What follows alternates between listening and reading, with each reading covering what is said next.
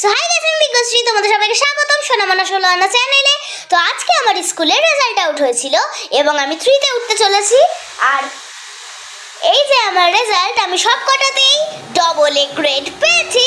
তো সেই জন্য আমরা এখন যাব আমার জন্য একটা ছোট্ট পুতুল শপিং করতে। এখন না, সরি, আগে একটু ঘুম দিয়ে নি দুপুরবেলা, বিকেল হলে আমরা যাব।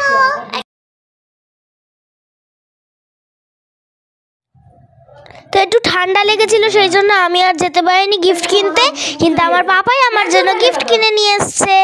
এটা কি আমি জানি না, পাপা বললো ব্যবসায়ী আমি কোনোদিন খেলিনি, তো এটা আনবক্স করে দেখছি। দুটো বড় বড় গুটি, আরও কত কি আছে, এগুলো টাকা পয়সা আরও কত কিছুই আছে, আমি তো কিছুই বুঝতে পারছি না। তো পাপা বললো আসো বসো, আমি তোমায় শিখিয়ে দিচ্ছি। তো আমার পাপা আমার যে কোনো একটা নিতে বললো, ওই দাবার নিতে বললো, আমি নিলাম হলুদ, আমার প্রিয় কালার হলুদ। তারপর এই নিয়ে আমি খেলা শুরু করে দিলাম। তারপর আমি খেলার রুল বুঝতে পেরেছি, সেটা অন্য দিন কোনো ভিডিওতে তোমাদের দেখিয়ে দেবো কীভাবে খেলতে হয়। তো তারপর আমি রাত্রেবেলার খাওয়া দাওয়া করে শুয়ে পড়লাম।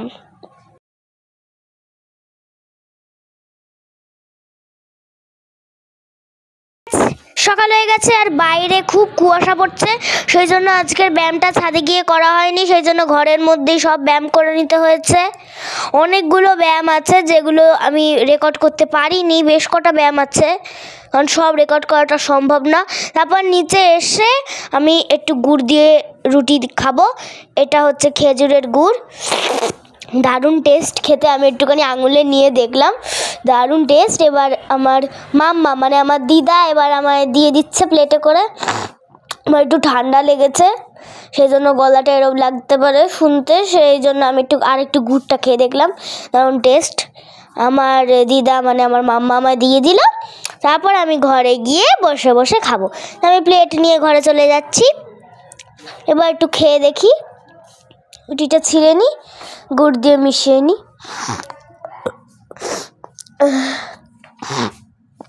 তো তারপর যে গুড়টা দিয়ে মিশিয়ে নিয়েছি আমি, এবার আমি খেয়ে নেবো। ইয়াম ইয়াম ইয়াম, দারুণ tasty tasty, yummy tasty, yummy tasty. হ্যাঁ, ভালো লাগলো খেয়ে। ও, তো এখন মাংস হচ্ছে, আর ওইদিকে উনানে মাছ রান্না হচ্ছে, কারণ আমাদের বাড়িতে অনেকজন আছে যারা কিনা মাংস খায় না, যেমন আমার দিদা, আমার দাদু, আমার মাসি, এরা মাংস খায় না, সেই জন্য এদের জন্য মাছ হবে। আর মা একটু প্লেটে করে মাংস নিয়েছে আমায় কষা খাওয়াবে বলে, আমি চেয়েছি খেতে। তো আমি খেয়ে দেখি, সো টেস্টি অ্যান্ড ইয়াম্মি। আমার শুধু কি রেজাল্টের জন্য মাংস, তা কিন্তু মোটেও নয়।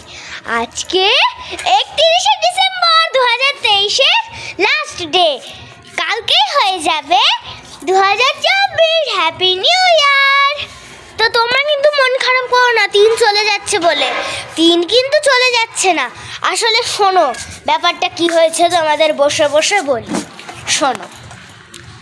তা হয়েছে কি, 2023 আর একটু আছে ফিনিশিং লাইনে পৌঁছানোর জন্য, আর খানিকটা রাস্তা। ওরা হেঁটে হেঁটে যাচ্ছে আর একের জন্য অপেক্ষা করছে, বলছে ওফ 1 কখন আসবে। তারপর ওরা রাস্তার দিকে তাকিয়ে দেখলো 1 হাঁপাতে হাঁপাতে আসছে। তারপর 1কে ওরা বললো তো দেরি হলো কেন, 1 বললো সরি একটু দেরি হয়ে গেছে, দাঁত মেজে আসবো তো। এই বলে 3-এর পাশে দাঁড়ালো। এবার কি হলো না, 2023-এর পাশে আরও একটা 1 যুক্ত হয়ে গেল। এবার 2023 বললো না না না না না, এরম করলে হবে না, ওরে বোকা, তুই 3-এর সাথে যোগ হয়ে যা। তারপর 3-এর সাথে যোগ হলো 1, তো হয়ে গেল 4। তারপর 4-এর জন্য একটা সারপ্রাইজ রেখেছিল, 2, 0 আর 2। ওরা একটা দারুণ টেস্টি দেখে কেক বানিয়েছিল, ওটা 4কে কাটতে দিল আর বললো আজকে তোর জন্মদিন, হ্যাপি নিউ ইয়ার। তারপর ও কেক কাটলো, খেলো, তারপর ওরা ফিনিশিং লাইন পার হয়ে গেল। So guys, happy new year. এখন আমি আমার দাদার সাথে র্যাকেট খেলছি। দাদা মানে আমার দাদুকে আমি ভালোবেসে দাদা বলে ডাকি। বেশি ওপরে মারতে পারছি না, কিংবা ঠিকঠাকভাবেও মারতে পারছি না, কক ঢুকে বেরিয়ে যাচ্ছে, কারণ আমার র্যাকেটটা ছিঁড়ে গেছে। কি আর করবো, আমি ভাবছি আগামীকাল র্যাকেট কিনে নিয়ে আসবো। তো এখন আমি স্নান টান করে নেব।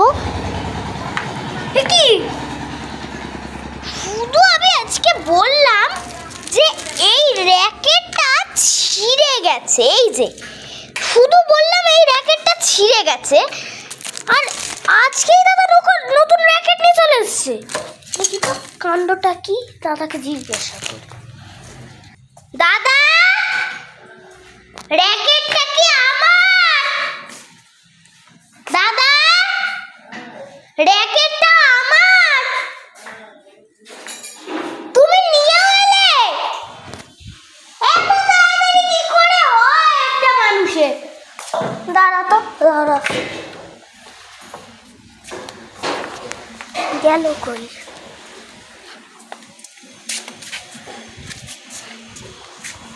র্যাকেটটা আমার, হ্যাঁ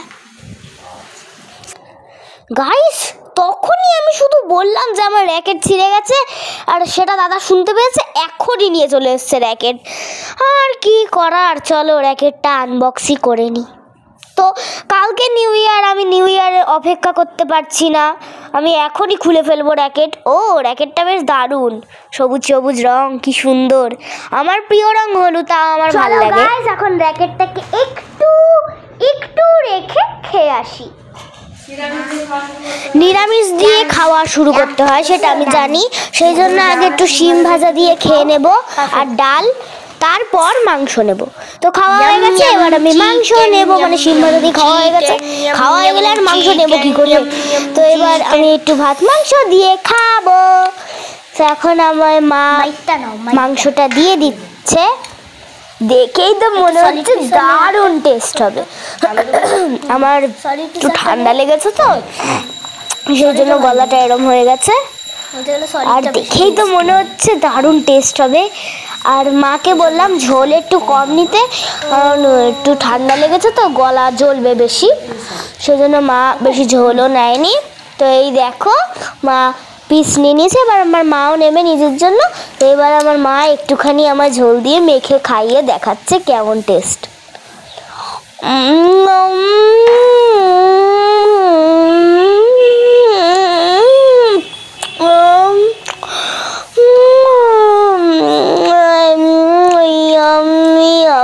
Yummy, so much tasty.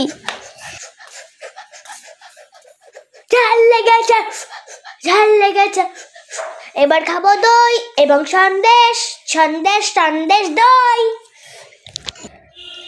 আমি এই চামচের গ্লাসটার থেকে একটা ফেভারিট চামচ নিয়ে নিলাম, এবং এখান থেকে একটা ছোট্ট দেখে বাটি নিয়ে নিলাম, দই খাবো তো।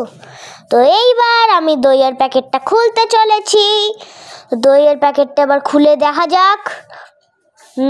এটা কিন্তু টক দই, আমার একটু ফ্যাট লিভার আছে, তো সেই জন্য আমি মিষ্টি দই খেতে পারবো না, তো সেই জন্য আমি একটুখানি টক দই খাবো।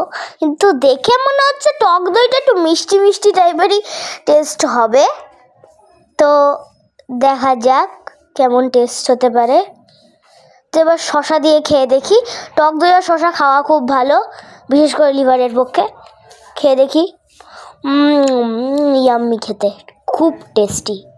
তো আমার এখন শশা খাওয়া হয়ে গেছে, আমি আগে থেকে শশা খেয়ে তারপর দই খাই। তো দইটা এমনি একবার খেয়ে দেখি।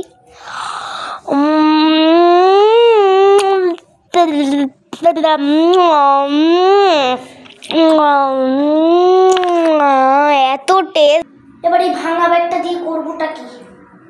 যাই গিয়ে আমার জিনিয়াস মামকেই দিয়ে আসি।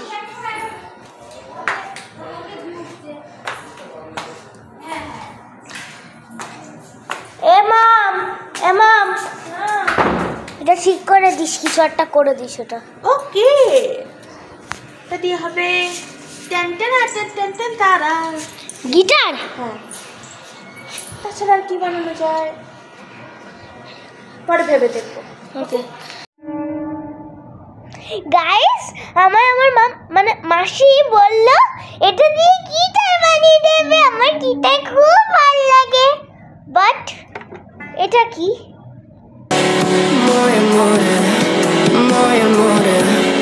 তো ময় কমপ্লিট হওয়ার পর আমি একটু গিটারটা নিয়ে রেয়াজ করছিলাম। রেয়াজ তো না, গিটারটাকে বাজিয়ে রাখা। আমার গলার 12টা বেজে গেছে, এরই মধ্যে আমার মা এসে চুমু দেওয়া শুরু করে দিল। আর আমি বা কী করবো, আমার গিটারটাকে থুয়ে দিতে হলো। এই শোনো, আমার গিটারটা কিন্তু টয় গিটার, এটা কিন্তু প্লাস্টিকের তৈরি, কিন্তু আওয়াজটা একদম আসলের মতো বেরোয়। এটা কিন্তু প্যাপু প্যাপু টিং টিকা টিং টিং, ওই বাচ্চাদের আলা সুইচ টেপা ওই আনা, এগুলো সত্যিকারেরই বাজে। আমার মা মানে বাজাতেই দিচ্ছে না। ও কি আর করবো, আমার মায়ের আদর করা হয়ে যাক, তারপর বাজাবো। আমি তাও বাজানোর চেষ্টা করছি, কিন্তু মা বাজাতে দেবে না, আমি ভালো করেই জানি। তো এবার আমার মাও ময় ময় বলছে, ও আমার মাও ময় ময় শিখে গেছে রে। তো এবার একটু গিটারটা বাজিয়ে দেখাই।